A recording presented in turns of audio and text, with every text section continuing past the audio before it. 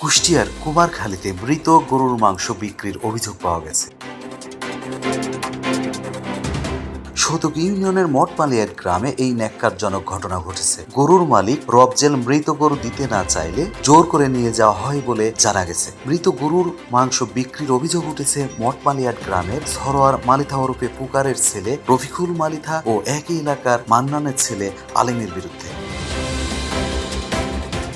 গরুর মালিক মৃত আসের আলীর ছেলে রবজেল জানান, হঠাৎ তার গরু একটি নতুন ভাইরাসে আক্রান্ত হয়ে অসুস্থ হয়ে যায়। চিকিৎসা করার এক পর্যায়ে গত 27 রোজায় গরুটি মারা গেলে একই এলাকার রফিকুল তার কাছে মরা গরু দাবি করেন। তিনি গরু দিতে অস্বীকৃতি জানালে রফিকুল জোর করে গরুটি নিয়ে যায়। পরবর্তীতে তিনি জানতে পারেন রফিকুল ও আলিম মৃত গরুটি তাদের নিজ বাড়িতে নিয়ে চামড়া ছুলে মাংস বানিয়ে কুষ্টিয়া একটি রেস্টুরেন্টে বিক্রি করেছেন। তিনি আরো জানান, গরুটি কোনোভাবেই তিনি দিতে চাননি, মাটি গর্ত করে পুঁতে রাখতে চেয়েছিলেন, কিন্তু রফিকুল গরুটি নিয়ে গিয়ে এই কাণ্ড করেছে। এই অনৈতিক কাজের সাথে তার কোনো সম্পৃক্ততা নাই বলে জানান তিনি।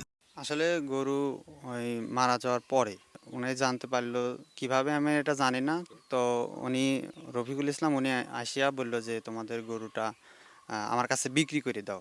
তা আমি বললাম যে আমারে গরুর বিক্রি করবো না, আমরা হচ্ছে মরা গরু মাটি দিয়ে দেবো। তো পরে আমাদের সাথে জোরাজোরি মানে জোরপূর্বক মানে ধস্তাধস্তি বললো যে দেওয়াই লাগবে, মানে এরকম করে বললো। তা আমরা তখন কি করবো, আমরা ধরেন একা মানুষ, আমি আর আমার মাই থাকি, দিতে আমরা বাধ্য হয়েছি। তারপরেও এটা সে নিয়ে গেছে এবং তা কোথায় নিয়ে গেছে ওটা তো আমি আর জানি না, চিনিও না।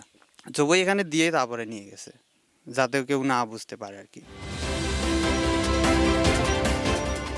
এ বিষয়ে অভিযুক্ত আলিম জানান, এই ঘটনার সাথে তিনি জড়িত আছেন, কিন্তু মরা গরুর মাংস তারা বিক্রি করেননি। গরুটার পা ভেঙে গেলে 15,000 টাকায় রবজেলের কাছ থেকে গরুটি কিনে নেন তারা। বিষয়টি জানতে একাধিকবার রফিকুলের বাড়িতে গেলেও তার দর্শন মেলেনি। পাশাপাশি বিভিন্ন উচ্চ মহলের ব্যক্তিদের দিয়ে সুপারিশ করান প্রতিবেদককে সংবাদ প্রকাশ না করার জন্য। মৃত গরুর মাংস বিক্রির ঘটনাকে কেন্দ্র করে কুমারখালীর সর্বস্তরের জনগণের মধ্যে ক্ষোভের সঞ্চার হয়েছে। অবিলম্বে তদন্তপূর্বক দোষীদের বিরুদ্ধে আইনগত ব্যবস্থা গ্রহণের জন্য প্রশাসনের দৃষ্টি আকর্ষণ করেছেন তারা।